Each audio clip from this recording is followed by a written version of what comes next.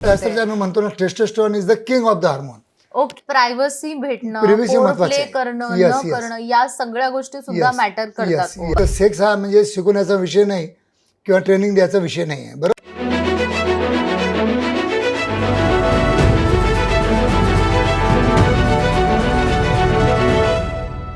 पहिले लोक बघा ना किती सुदृढ असायचे, म्हणजे त्यांचं काम, त्यांचं Yes, व्यायाम, yes. त्यांचं फूड, लाईफस्टाईल सगळं बॅलन्स होतं, त्यामुळे त्यांचं हे लाईफस्टाईल issues ही एकदम होत म्हणजे नव्हते. सुटसुटीत होतं सुटसुटीत आणि होतं. बरोबर परफेक्ट होतं एकदम. परफेक्ट होतं. त्यांच्याकडून आपण शिकायला पाहिजे. हा, पण आता ओव्हर ड्रिंकिंग झाली, Yes. स्मोकिंग झाली, नंतर Yes. नाईटची लाईफ झाली, त्यामुळे लोकांच्या बॉडीवर इफेक्ट होतोय. पण त्यांना असं वाटतं की नाही, माझ्यामध्ये काहीतरी प्रॉब्लेम आहे, कुठेतरी ते हेल्थकडे लक्षच देत नाही. बरोबर. पण मग याच्यामुळे लिबिडोचा पण प्रकार वाढत Yes, जातो yes, yes. आणि लिबिडो वाढत जातो. मग त्यावर आपण काय सोल्युशन्स करू शकतो, एक विषय.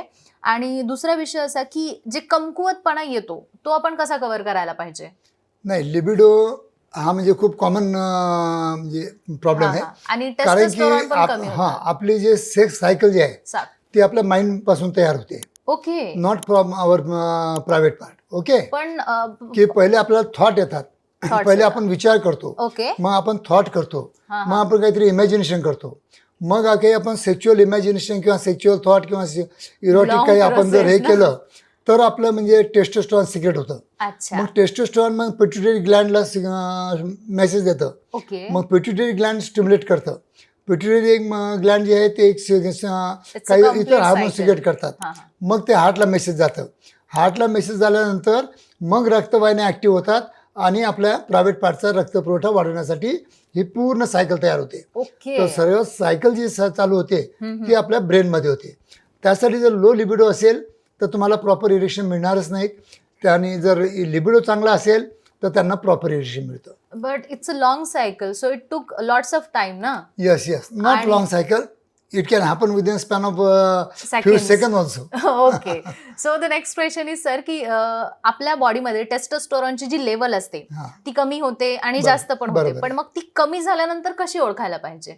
नाही, सिम्पल म्हणजे टेस्टोस्टेरोन आपल्या बॉडीमध्ये कमी आहे यासाठी 3-4 साईन आपल्या बॉडीमध्ये येतात. एक तर म्हणजे आपल्याला दिवसभर थकवा वाटतो. दुसरी गोष्ट आपली काम इच्छा कमी होते. तिसरी गोष्ट आपल्याला कोणत्याच गोष्टीमध्ये इंटरेस्ट राहत नाही. चौथी गोष्ट म्हणजे आपला ढेरीचा आकार जर वाढत असेल ते पण लो टेस्टोस्टेरोनचं एक हे आहे. ओके, आणि जर वजन जर वाढत असेल तर त्याच्यामुळे पण लो टेस्टोस्टेरोन होतो. म्हणजे एखाद्या माणसाचं पोट बाहेर दिसलं म्हणजे त्याचे टेस्टोस्टेरोन कमी. हेअर लॉस इज ऑल्सो मतलब साइन ऑफ लो टेस्टोस्टेरोन.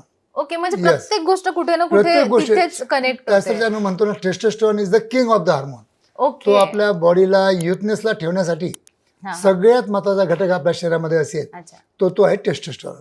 अच्छा, पण मग हे झालं पुरुषांबद्दल. Yes. आता टेस्टोस्टेरोन सिक्रेट होणार, मग इंटिमसी होणार, पण मग त्या इंटिमसी बद्दल किंवा त्या पूर्ण प्रोसिजर मध्ये विमेन एक खूप महत्वाचा पार्ट आहे, त्याची लाईफ पार्टनर आहे. पण माणूस कधीच तिच्या प्लेजर बद्दल, तिच्या सॅटिस्फॅक्शन बद्दल विचार करत नाही किंवा आपला जो समाज आहे या गोष्टीकडे दुर्लक्ष करतो. बरोबर. मग हे आपण कसं बदलू शकतो किंवा काय ऍक्शन आपण घ्यायला हव्या त्यावर. नाही, as a clinical sexologist I am doing this practice since last 40 years.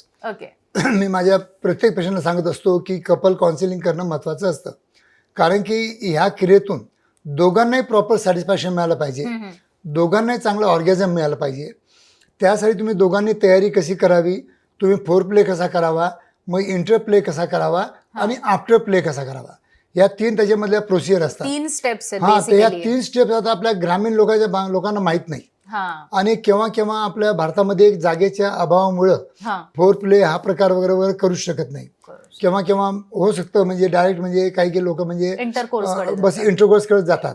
तर त्या लोकांना आमचे प्रॉब्लेम जास्त दिसून येतात.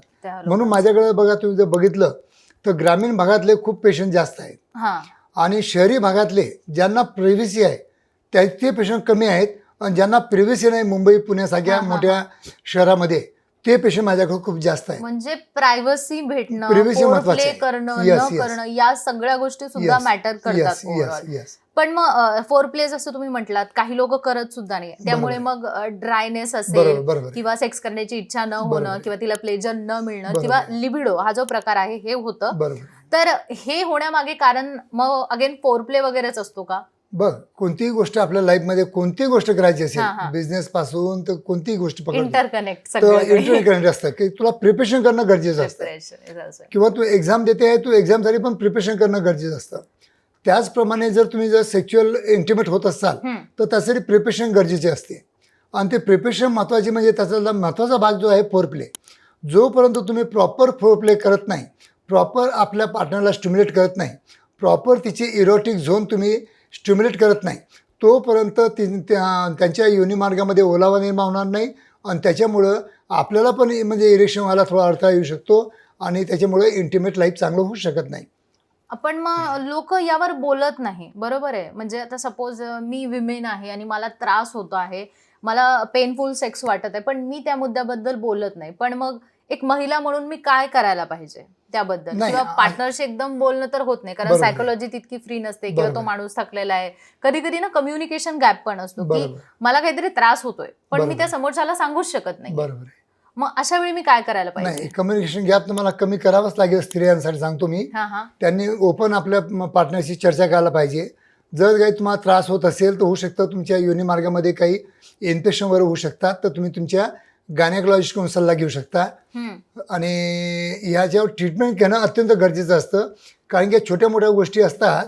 ह्या जर तुम्ही प्रॉपर ट्रीटमेंट घेऊन जर तुमचं इंटिमेट लाईफ तुम्ही एन्जॉय करत असाल ते नक्कीच टिकाऊ आणि मजबूत होऊ शकतं. टेबल सोल्युशन्स, की आता सपोज मला बोलायचं आहे, मला पेनफुल सेक्स होत आहे, मी समोरच्याला सांगू शकत नाही, बरोबर तर आहे. कम्युनिकेशन हाच एक सिंपल नाही, सोल्युशन कम्युनिकेशन आहे. Is the only simple solution.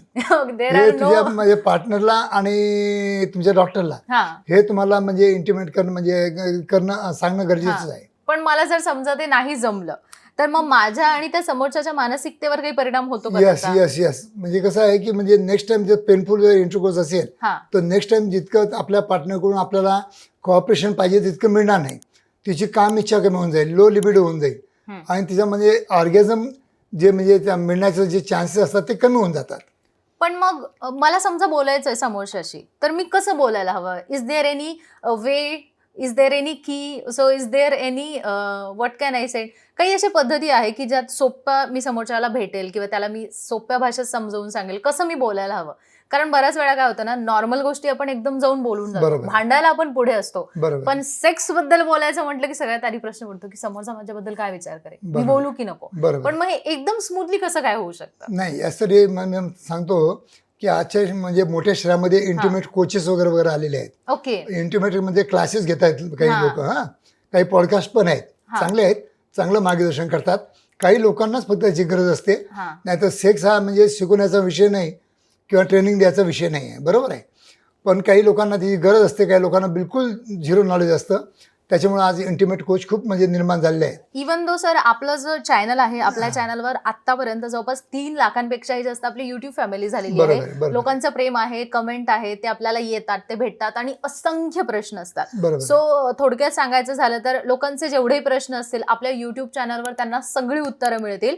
आणि त्या व्यतिरिक्त जर सांगायचं झालं तर सोमवार ते शुक्रवार तुम्ही संभाजीनगरला असता, जिथे आपली मुख्य शाखा आहे. बरोबर. पुणेला असेल, कोल्हापूरला असेल, नगरला असेल, नाशिकला असेल, तुम्ही सगळ्या ठिकाणी येऊन भेटू शकता सरांना, त्यांच्याशी बोलू शकता. म्हणजे ओव्हरऑल जेवढे प्रश्न किंवा टॅबू जो झालेला आहे तो सगळा सॉल्व्ह होऊ शकतो. बरोबर आहे? बरोबर बरोबर आहे. बाकी तुम्ही कुठे किती वेळ देता आणि प्रॅक्टिस तुमच्या कुठे किती सेशन्स असतात? नाही, मंडे टू फ्रायडे मी छत्रपती संभाजीनगरला असतो आणि सॅटर्डे संडे माझी विजिट असते मुंबईला. आणि जे मुंबई पुण्याला आहे मी सकाळी 10 ते 5 वाजेपर्यंत असतो आणि इकडं आपल्या छत्रपती संभाजीनगरला सकाळी 11 ते 3 आणि संध्याकाळी 6 ते 9 असतो.